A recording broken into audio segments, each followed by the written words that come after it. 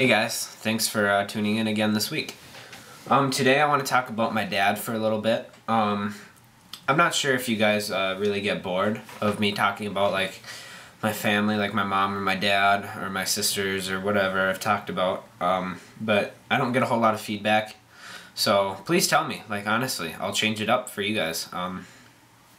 So yeah. Also, I'm going to talk a little bit about respect at the end. It's not going to be the main focus, but I'm going to talk a little bit about it. So about my dad. My dad was born in Elmira Heights, New York.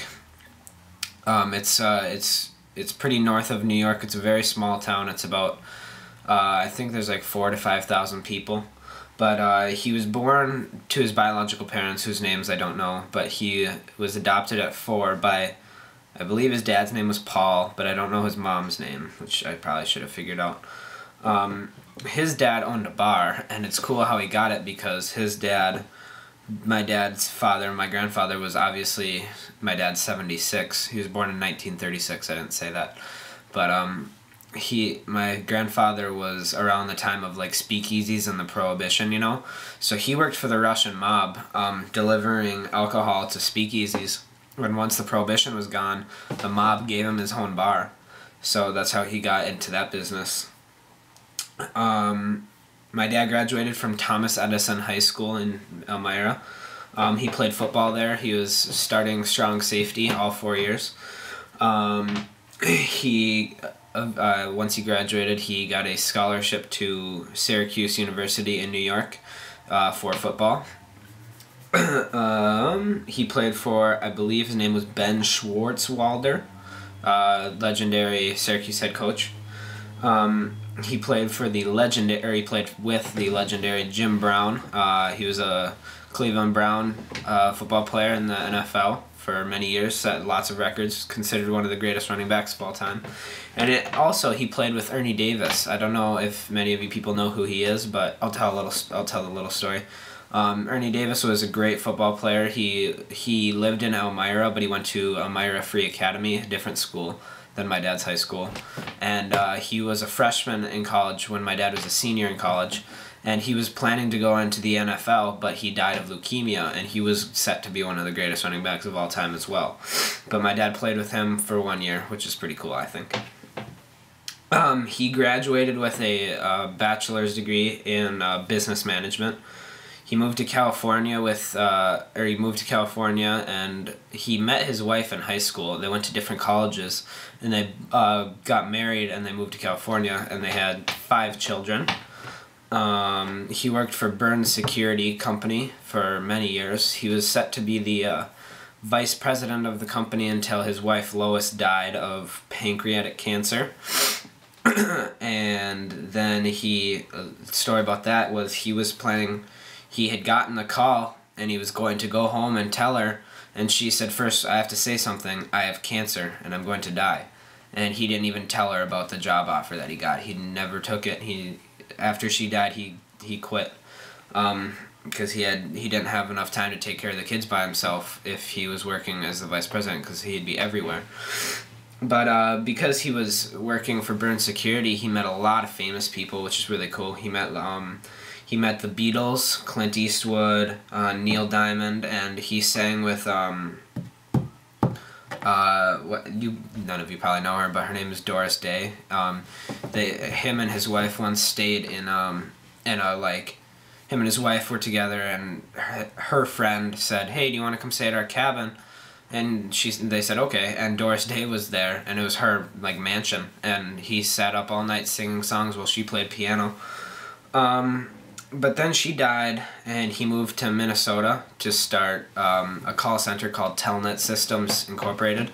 He started in Fergus Falls, Minnesota. No, I'm sorry. He started in Minneapolis in Bloomington, I think it is, Minneapolis.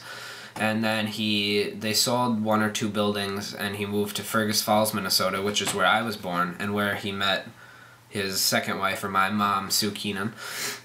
And they fell in love instantly, apparently, yada yada yada.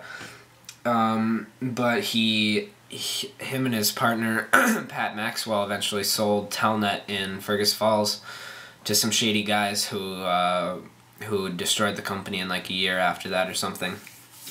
But then he I don't know what he was doing after that. I think he was just jumping around jobs. Then he asked his partner Pat. I'm sorry, hold on. He asked his partner Pat for a couple $1 million, I think, and he started Teleresources Inc., which is the current business he works at now. He works downtown. He's a call center. Most people say, well, so wait, he's a telemarketer? He's the one who's calling me during dinner? And no, he's not. He's not that kind of telemarketer. Say, okay, say you see, like, on TV for P90X, so you call in, you're like, hey, I want to buy P90X, and they're like, okay, we'll get back to you within 1 to 3 business days about your order. And so his company calls those people and sells them the P90X. And he does that with lots of things, like he sells Allstate subscriptions and Wall Street Journal and all that good stuff. But yeah, so he married my mom, and she worked for him at Telnet, but then when they got married, she quit and she never worked again. No, that's not true. She quit, and then they had me, and then a couple years ago, she decided to start working again, and so she was going to get her, she was going to be a cosmetologist, I think that's what it is. She worked at, or she went to school up by Best Buy. It's called Regency Health and Beauty, I think, something like that. But she eventually, my mom had depression and anxiety, so she just couldn't handle the school and she quit. And I was sad, but, you know, well, I'm not talking about that today. And so, and then she died, and so that's where we are now. And then, secondly, I wanted to talk about respect a little bit.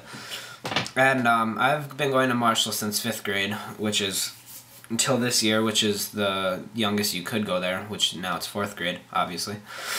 And my middle school years weren't very good for me. I'm not going to start this sob story about how I hated my life and I had no friends and everything, because that's not true. I had friends, but I got picked on a lot.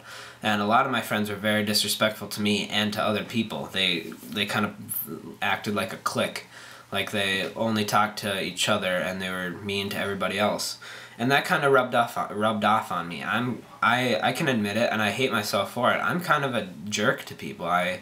I'm mean to some people, like I won't mention names, but I'm mean to certain people. You probably know who you are, and I feel really bad. And if you see this, I'm sorry for the way that I act to you guys. I honestly try not to be like that every day. I try to get better. I can be a very disrespectful person to everybody, to my dad, to my friends, to my family, even to teachers, and I'm sorry. But yeah. And I see teachers get disrespected from kids in school, like I said, like I do, and other people, and I see it. And next week is Respect Week, I think, at our school, which is, I don't know, I think it's a good idea. And I